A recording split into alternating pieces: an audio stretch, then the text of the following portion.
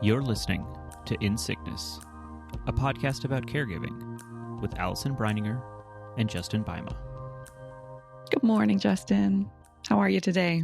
Morning, Allison. I'm doing okay. I'm feeling tired. It's I think like a lot of people, just life kind of seems to be, I don't know, hard, exhausting right now. So it's just been, I don't know that it's been an explicitly rough week, but it's just, I don't know, things feel tired, things feel kind of stuck.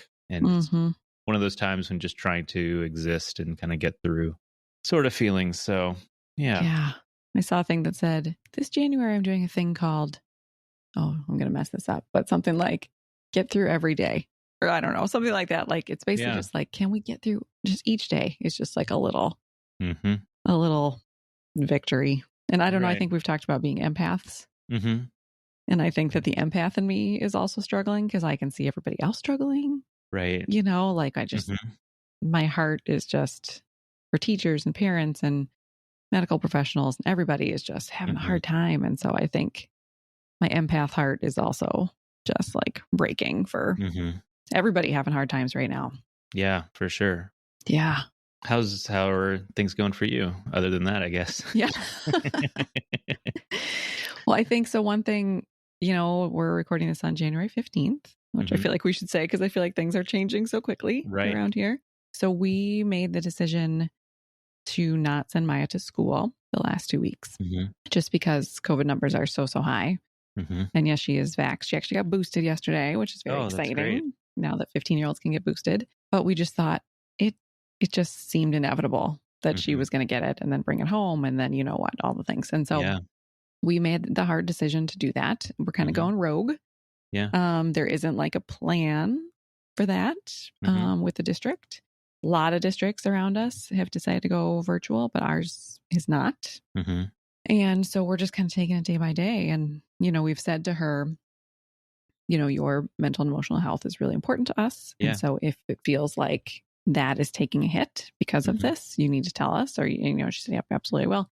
So Thursday night, she said, okay, I'm ready. Please, can I go back tomorrow? And we were like, okay, sure, of course. Your mental health is important to us. But then when she thought about it, she realized this was a 3-day weekend coming up. And so she said, maybe it'll feel less weird if I go back on Tuesday, because then everyone will just have been gone for a while. Is that okay? And I was like, sure. Yeah. Sure. Great idea. So we'll see. I mean, my hope, I don't think it'll happen, but my hope is that over the weekend, her district will be like, you know what? We should just really go to distance learning like everybody else. But so that's been really hard. Yeah. In all the ways, of course. But I think it's felt really kind of lonely to make this decision because last year, for her freshman year, we chose the online track and a lot of people were choosing the online track. And at this moment, we're making up our own path. Yeah. Like there isn't necessarily a thing that we're doing. We're just like talking to the guidance counselor and saying, this is what's happening. And fortunately at this point, they've said they're not going to call like the truancy officer or whatever. Right. And that she's just doing her homework from home. And, but it feels really lonely to be making this decision without crowds of others, like I'm sure there's a couple other people doing it, but my therapist said this week, she said, does it feel like before everyone was in it together and now they're not? And I was like, I remember you and I, Justin, talking about this. Like we did. The very beginning. Yep. The very, very beginning, everybody was in it together. And that lasted like a hot second. Yeah. Right? Because not very long after that, people were like, well, I'm tired of being in my house. Off I go. And we were like, wait, what? Right. And that was 18 months ago, at least. Right. Yeah. And then I feel like there have been some, I surround myself with a lot of, shall I say, like-minded folks, right? And so there have been a lot of people who have been sort of taking the paths that we've been taking, making the decisions we've been making. Yeah. But this feels like a new moment where I don't know of anybody off the top of my head who is making the choice right now to keep their kids at home. Right. And that's, if we were in a different situation, I might not be doing that either. Right. So it's no judgment, but it feels pretty lonely and hard. And I think a lot about, like last time we talked about decision fatigue. So same thing, like, last time I said I sometimes have to like call my mom and call my friend. And so I did. I was like, okay, friend, just help me think about this. Like, how do we weigh this? And like, what are the benchmarks we're going to use to decide when she can go back? Well, I don't know, Yeah. So there's the loneliness of making the decision, but then also the loneliness of like, now it's the three of us in the house, which actually we three of us have kind of a delightful time together, which is good. But we're hunkered down again. Yeah. So not going out, we're seeing my parents. That's it. Avoiding anything that is not super, super necessary. So loneliness is kind of a theme that I thought perhaps we could tackle today. Yeah. Real cheerful one. Well, maybe not cheerful, but I think it's an important one. Agreed. I know that it's a frequent thing that you hear from caregivers is that it is very lonely. And that's something I know we've gotten some messages this past week of like from people who have like, yeah, this has been really lonely, and hearing you guys talk about it has helped. Yeah. And so I think if there's anything we can do by talking about the fun topic of loneliness and how hard it is and what you can do or anything like that we can help some people out, I think that would be great. Yeah. Because I think it's lonely. Absolutely. And I think there's like multiple reasons for it. There's the loneliness around like no one gets it. No one understands the path you're on or what your day-to-day life is like, or is like not even aware of what's happening in your life day to day. Like I think back to when Sarah was really sick and, I was going into work and, that wasn't something that I was telling people at work, that my wife was really sick and in bed and I was caring for her. And it was like to have all of that weight that you're carrying and no one around you knows that it's happening.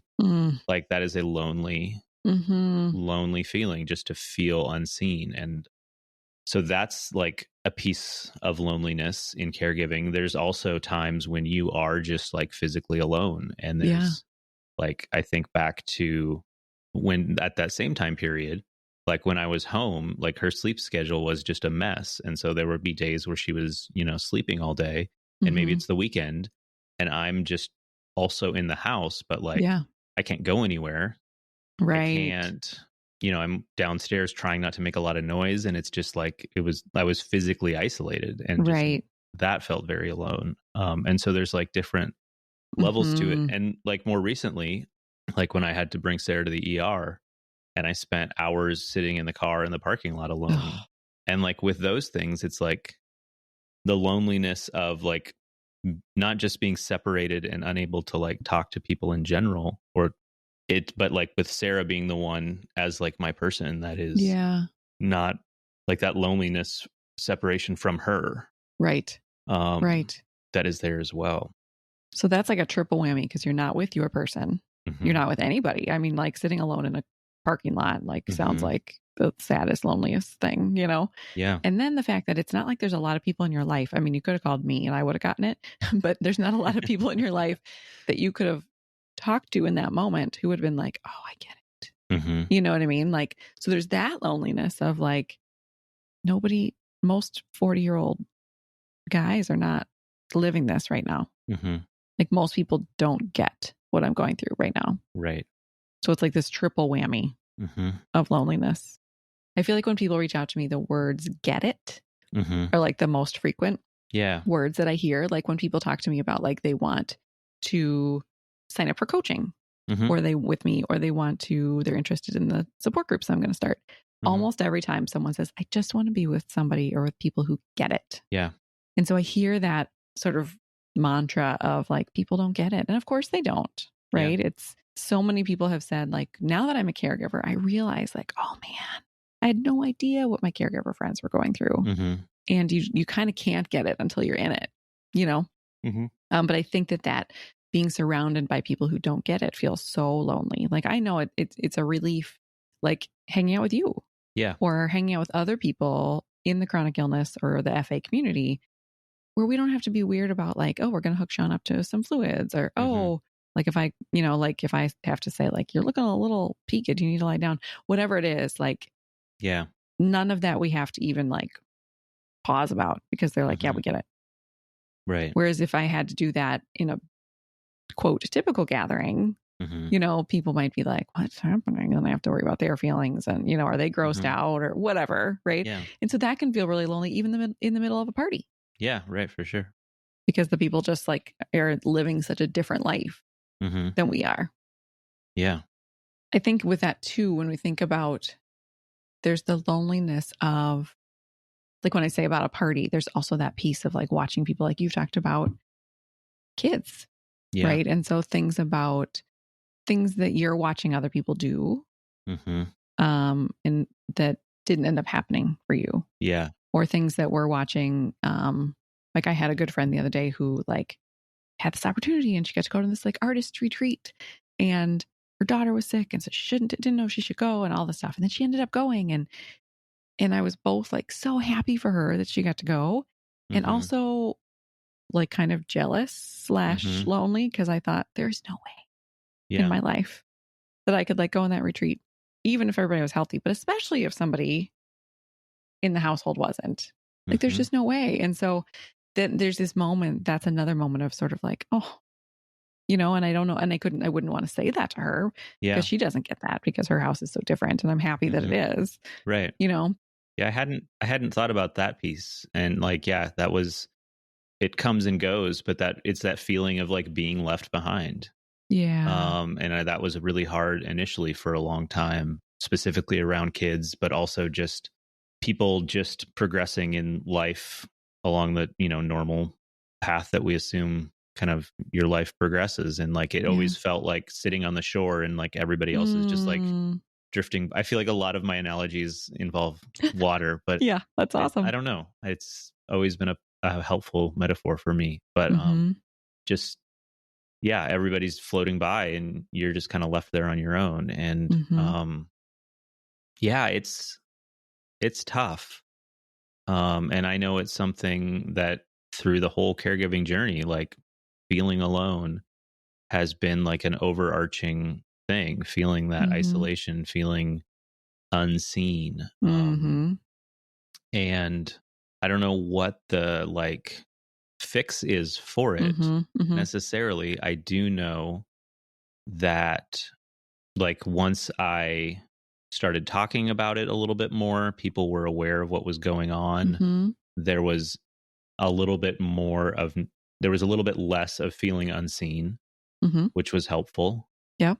Finding friends who are also caregivers and being able to like either talk about it or feeling like you don't have to talk about it because like they understand all of that stuff. You don't have to get through all of like, well, this is the situation before like getting to the, talking about something else. Right. And so that those things regarding, and those are like feeling seen, and those are, that's the piece that I think that some of those things can address.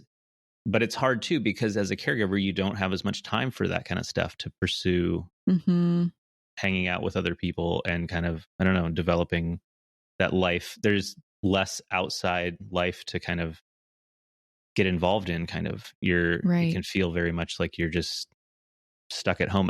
I mean, particularly now with the pandemic, that's like all of that is heightened, and it's even more challenging. Well, and some of that gets into what we talked about a couple times ago about the benefits and challenges of being with people in your community, right? Yeah. And so yes, I mean, I love that of like when you're with another caregiver and you don't have to, I don't know if you ever feel like this, but when I'm with non-caregivers, I'm sometimes always worried, are they going to be like, how is Sean? How are you? Like some of those where sometimes you want them to ask and sometimes you don't want them to ask. And when you're with your people, like I consider you my people, that like I don't worry about that. Right. Because if I'm not up for it, I can also just be like, I don't want to talk about it right now. And I know you'll be like, yeah, cool, fine, no problem. But we also talked about how like it can be hard to be in those communities. We just had 2 dear friends in our FA community get really hard diagnoses this week. And so while we get it, it's also, that's hard. It's really hard. And so then there's a loneliness there as well, where like most 40-somethings-year-olds are not, their friends are not, kind of dropping like flies. That's not happening. Yeah. And for us, it is. Right. Like that is part of our reality. And so that feels lonely, that most people are not having to go to funerals and to deal with these hard things. Most people's vacations are not to medical conferences. Yeah. To learn more about the disease.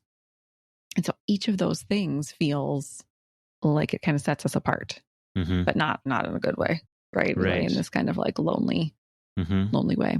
Something that I've heard, especially spousal caregivers talk about, is the piece about that in some ways when their person gets sick, that then they lose some of that person as their person, right? So you and I have talked some about like lose them as in their role, like maybe they can't do as much or make decisions.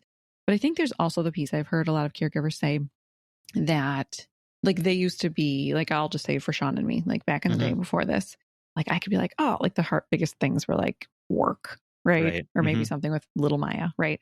Yeah. And so like he was my person that I could complain to and whatever, and he could complain to me and all that stuff.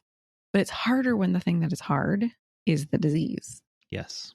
And so then for some people, what they have said is like you don't always feel like you can say to your person how you're feeling because it might make them feel guilty. It might make them feel, all the things that you're struggling, and the thing you're struggling about is actually them. Right. So then you lose your like best friend, confidant, partner to talk to about the hardest things going on in your life. And that's lonely too. That is incredibly lonely. Yeah, I can 100% relate to that. And that's one of the super hard things that I've had to face through all of this. And that's one of the things that's so fantastic now with Sarah having some improvement, is that she's so much more available for when I need to talk about what's hard in my life. Now, that being said, it is still hard to bring up like caregiving is hard because it's her illness. That's the root of that. And that goes, I know we talked about like that dynamic between the sick person and the healthy person, and kind of feeling like there's some, I don't know what the right word is, but there's some like lines that feel tricky to navigate, I guess, or that dynamic is tricky or feels like it can be.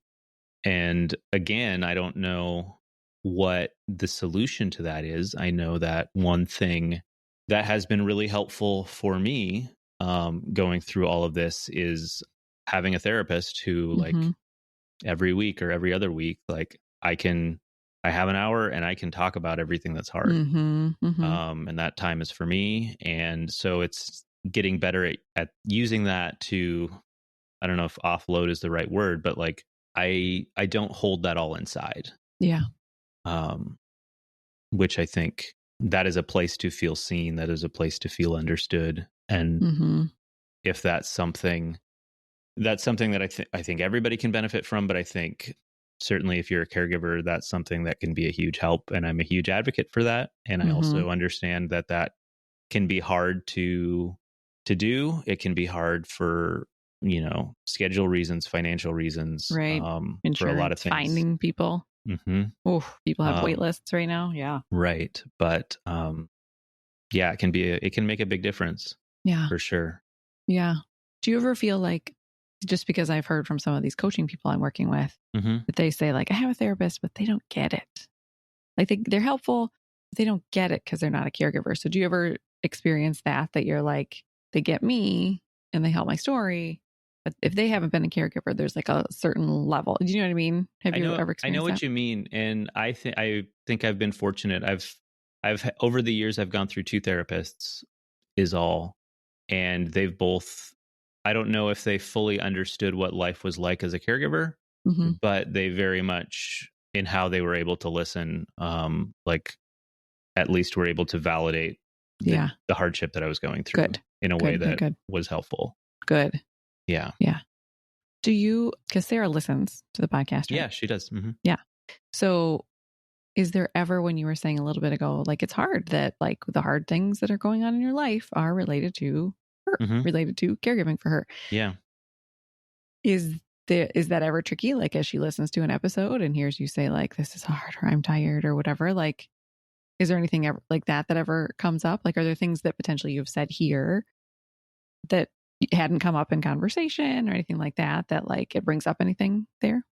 I don't think that that's come up. I try to, like, I don't know. I don't want her to be caught off guard with anything I'm saying Right. here. So Right. like, and we've, over the years, I mean, we've had a lot of practice at talking about all of this hard stuff. And so, you know, I think that we're both pretty open with each other at this point, as far as, you know, our struggles on both ends with our situation. Yeah. So that's helpful. But Yeah. I mean, I don't know. Sometimes it feels a little weird to be talking about how hard it is being the caregiver for her who is sick while and then, you know, sitting there while she's listening to it. Yeah, but no, I'm glad she does. Because it gives her another avenue to hear my side of things, and for her to then kind of, how can she support as best she can, you know, me and my end of things. Yeah. Yeah. I wonder about that, because I think Sean listens to almost all the episodes. But I've thought about that sometimes, because I think there's certainly things, I would hope that there's nothing I would say here that would be like surprising to him. Right. But I think that there might be ways that I say it that I haven't said, or a new twist on it or something. I can't remember I think it was one of our early episodes where we talked about like how we do all the things in the house. And I remember afterwards he was like, "Do you want me to do more? I can do more. Do you want me to?" It's like, thank you. Sure. Yeah. I mean, that's not really the point, but sure, you know. So I think the part of it, of that loneliness too, is like, you know, finding a person like you and I have found each other. Right. We're here, we can say the stuff, and we just happen to have other people listening, you know. So caregivers, if you're listening, you know, you can always reach out to us, and many of you have, especially recently, and we just appreciate that and are here for you. I do have a couple more coaching spots if that's something people are interested in, but even if you just want it to be like, you just got to send a chat or an email or whatever, we do get it. Yeah. And so if you're having a moment where you know that like nobody else would get whatever garbage you're going through, Justin and I would probably get it. Yeah. So feel free to reach out. For sure. What do you think? I'm just trying to think about our supporters. Because again, especially if a supporter has not been a caregiver. Yeah. And so they can't get it on the same level. You know, I'm just trying to think about what are ways, without being able to like really, really get it, that they can help someone, a caregiver, maybe feel less alone, less lonely in this situation. Yeah, that's a great question. I think being able to just listen, and maybe as part of that being upfront that, like, you know that I don't understand all of the difficulties and all of the ins and outs of this caregiving role. Yeah. But I do see that it's hard and that you're facing it, and that it feels very alone. Yeah. And I'm here to listen. I think that's a helpful sentiment. Yep. I'm thinking physically too, like even times when, like you said, like early on when you were by yourself. And I think you've mentioned a number of times that first Christmas. Right. She was in bed and you were just sitting there by yourself. Right. So your family who could know that this was going to be a long-term situation. But I mean, think about things like that. If you know that, like, and if it's not COVID times and it's safe and all that stuff, if you know that sort of the caregiver's grounded, you know, because of something that's going on with the person, you know, can you stop by and say, I know you're stuck here, but can I come over and just be with you? Or can I come, you know, would that be helpful? Yes. For me to do that. I think so often I hear about, and I've certainly done this myself, about caregivers who are in a long-term hospital situation, and just like the crying that happens in the bathroom. Yeah. You know, because it's so lonely and you're there, and the bathroom is like the one place you can go, you know, even though it's like a shared bathroom with other people, but it's like the one place where you can like step away. And so thinking about that, if you know someone who's in a caregiver in a long-term like hospitalization, and if they're staying there, like what can you like, I've had people just say, I'll just come to the coffee shop and just be there for 10 minutes. I'll buy you coffee if you want to come down, or I'll just give you a hug. You know what I mean? Just like little tiny like physical things like that too. Yeah. Can make a big difference. So it doesn't have to be like a 3-hour visit, because that's not usually whatever. But even I've had people, even when we're here at home, have said, would you like it if I just came to your door and gave you a hug? It's like, oh, yes. Sometimes no, or whatever. But, you know, like the acknowledgement, I think, is so huge. So whether the hug happens or not, I think the acknowledgement is such a big piece. And, you know, and that can happen even in these like COVID days, that could happen via text or something. Mm-hmm. Just like, I imagine that it's really lonely that you guys are hunkered back down again right now. Mm-hmm. And I'm thinking about you. Yeah. No need to respond. Right. You know? Yeah. Or I've even had a couple people reach out recently like, hey, I know like things are crazy right now and it's probably not a good time, but when things are better, like we should grab a beer or something like that. Nice. And just like, one, when that can happen, that will be great. Yeah. But two, like knowing that that's something that is they're thinking about. Yeah. And they're just the offer of it. Like, yeah, that makes a difference to feel like there's someone out there who does want to spend time with me. Yeah. Because you can get just stuck and not feel or see that that's out there. I guess. Well, I love that in that situation, they also acknowledge like, hey, things are crazy right now. And so they didn't make you have to say it. Like, I can go for a beer right now. Right. Like they acknowledge that. The other thing that you were making me think of when you said it's just like, it's nice to think that someone wants to spend time with me. Like, I see a lot of people say, especially like introverts, like, I would like to be invited. I would also like to not go. But I would like to be invited. Yes. And so I think the same thing for us as caregivers, whether we're introverts or not, that it's nice to have people say like, this might not work for your schedule or for their energy or for germs or whatever. But if you're able, we'd love to have you there. And if you're not, no big deal. Right. Yep. But just to like not have us be written off. Right. Because if that invitation like that doesn't come, then it can start to feel like we've been forgotten. Yeah. Yeah. And I think I will say that like I said, we are back into hunker down mode. And I'm trying to like lean into it and be like, well, it's winter anyway, and it's really cold outside, and we'll just hibernate and be cozy. But I think just because we've done it so much. Well, and there's a difference between like, yes, that all sounds nice, and choosing to do that because it sounds cozy, and like kind of using that as a way to try to make something out of a horrible situation. Right. Yeah. Right. So, yeah. So anyway, I think just like, I love your thing about like the person says like, at the other end of this, I'd really like to get a beer. Yeah. We had a friend, it was maybe like 3 weeks ago. So it was before this last surge. And she texted a bunch of us and said, I would love as a New Year's gathering at some point. I would love to be without you all. And if that means inside and masked or outside around a bonfire, whatever it is, let's do it.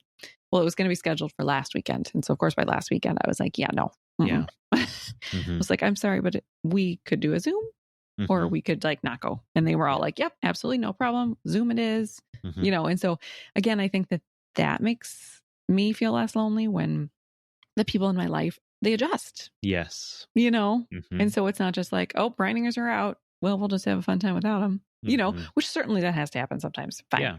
But that they're like, absolutely, no problem. Understand completely. Let's do a Zoom.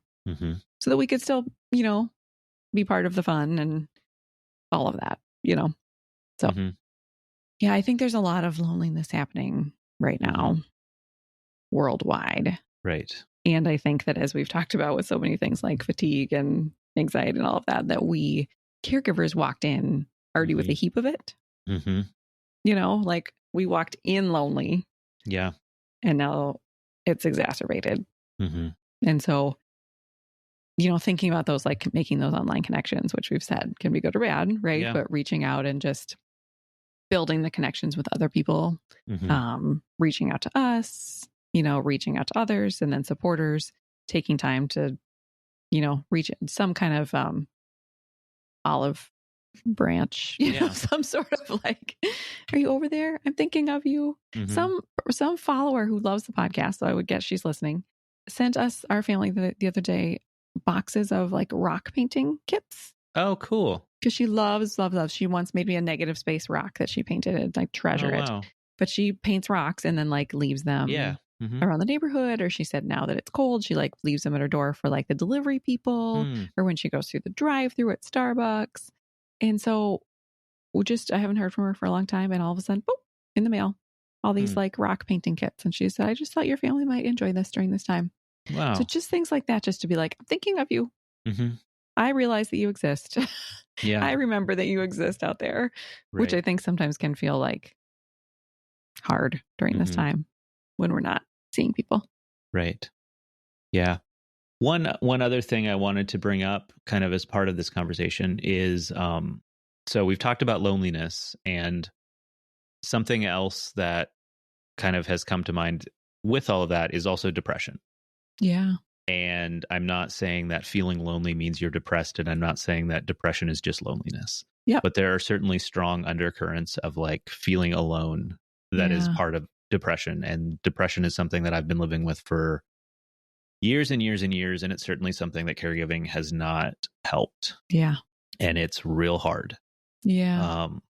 And so like, if you think that, you know, you're going down in that direction, like, one, it's no fault of your own. Like, mental health is health. Like, it's just, it's part of us as having bodies that sometimes they don't work. And so like, there is help.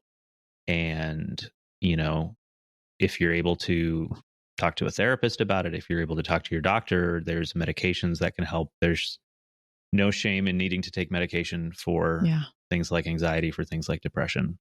Yes. And so I just kind of want to put that out there that, you know, statistically, caregivers face increased rates of depression, which, boy, that sure sucks. But again, if you're feeling that way, if you're feeling depressed as part of caregiving, like, you're not alone in that either. Yeah. Yeah. You know, I'm there. Lots of other people are there. Yeah. Yeah. So I just wanted to throw that out there as well. Yes. And like so many said things we've said, like some of us walked into our caregiving. I think you and I both struggled with some anxiety and depression before we even became caregivers. Yeah. Right. So for some of us, it's part of our makeup. And therefore then it's exacerbated by our life circumstances. Other people, it is circumstantial, right? Like all that they're going through as caregivers has exacerbated, and now a pandemic, right? And so there's a lot of reasons that that people might be feeling anxious and depressed right now. Do you have any, obviously you're not a clinician, but you know, to any thoughts about like, there's, like we said, life is hard right now. I said earlier, it's January, which I guess January in your part of the woods isn't quite as terrible as January cold, but in Minnesota, but it's January and it's pretty dark, super cold, COVID, all the things, right? So a lot of reasons to feel sad, depressed, and lonely. How might a person know, like, I'm just feeling lonely and sad because the world is hard, versus I should really talk to somebody because maybe this is something bigger. Maybe this is depression. Do you have any thoughts on that? Boy, that's a good question. I would probably err on the side of not waiting too long. Yep. I think that, you know, if you're noticing significant changes around, and again, I'm not a clinician or anything, but like your motivation drops, you're just like, days you feel numb, you just don't feel like doing anything. Like, those are all, I know for me, those are all signs that like depression is getting worse. Yeah. So like, if you're noticing those shifts, that might be something to talk to someone about. Yeah. Yeah. I've heard that it's like, if it's starting to impact your daily life, right? It's one thing to be like, oh man, this is rough. But if it's impacting your work or your home or your, you know, this or that. And like you said, like we are not clinicians, neither of us. And so, but I think even if it is a circumstantial thing, there's help for that. Yes. Right. And so this is a really hard time that we're all living through as a world. And if you're a caregiver, even more so. And so there's no harm in talking to your GP or your therapist to say, like, here's how I'm feeling. What do you think? Like the people who have the actual background and degrees, not us, to figure out, like, is there something that could help make this time more gentle? You know, I keep thinking last time you helped me think of the word gentle for myself. And so, you know, how can we make this time feel a little easier, a little more gentle? And that doesn't necessarily mean that something, you know, the person might have something for their whole life. Maybe it's just the season. But either way, like there's help. And so, yes, reach out. We're both, you know, you and I both are big proponents of that, and therapy and medication and all things. So, yeah. And that's like, I know that we're constantly being told that we need to practice self-care, but I think like looking out for our own mental health is a big part of that I think we need to do what we can there. Yes, so true. Yeah, because self-care, that's like one of the best versions of self-care. I think so. Right? Mm-hmm. It's not the trip to Tahiti, although I would take that as well. Not gonna. But it's the like finding the therapist, is talking about that. It's thinking about medication. Like that's huge self-care, because some of those other little pieces that we've talked about, we talked about hobbies and we did all these different things. Like sometimes you can't access those things, right, until you are able to get to a place where you can.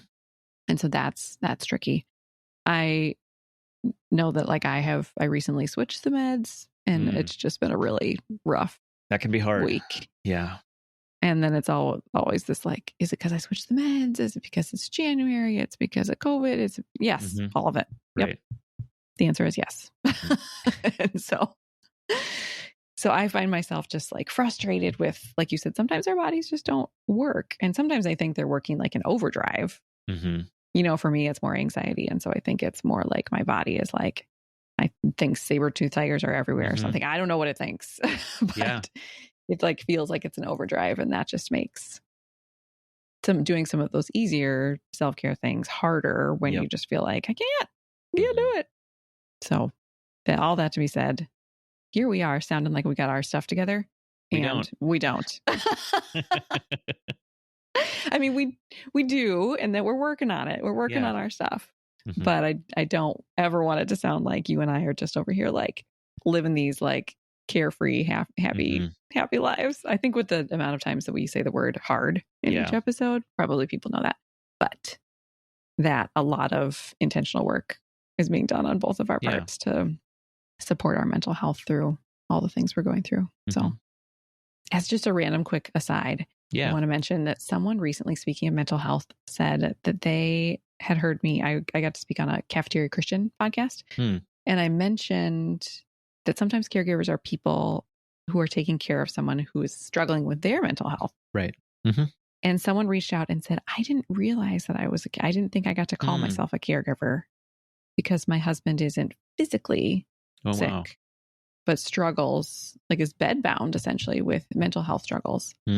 But said, I didn't even know if I could look at your website because I didn't know if I qualified as a caregiver.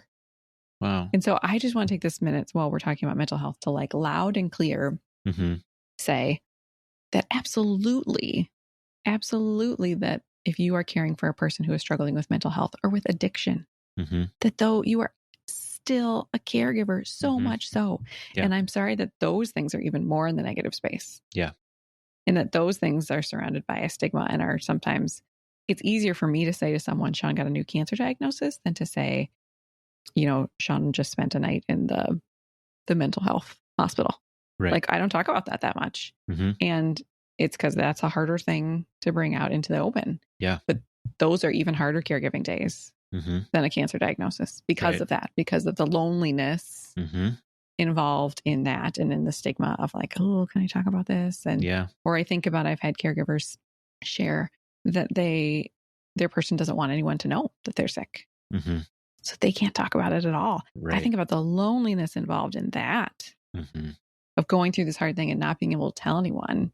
That's huge. And so just want to shout out that like, even though you and I often talk about the physical ailments that our spouses walk through life with, that caregiving goes so much beyond that. Yes. And that, yes, you are a caregiver if you're caring for anyone who's struggling with anything. Yeah. So just a little side note there. No, thanks for bringing that up. That's important. Yeah.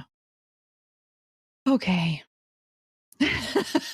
We end with a big sigh. Yeah. Whew.